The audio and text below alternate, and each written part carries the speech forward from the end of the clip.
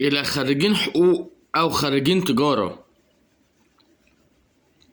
ما تذلش نفسك في مكتب محاسب قانوني أو مكتب محامي لأجل 2000 جنيه في الشهر. ما تذلش نفسك، على الأقل مرتب 3000 جنيه. هيقولك بقى انت ما عندكش خبرة، هيقولك اللي هيقولهولك قوله الأسعار كلها مولعة نار، وحضرتك أكيد عندك ولاد وبتنزل السوق وعارف.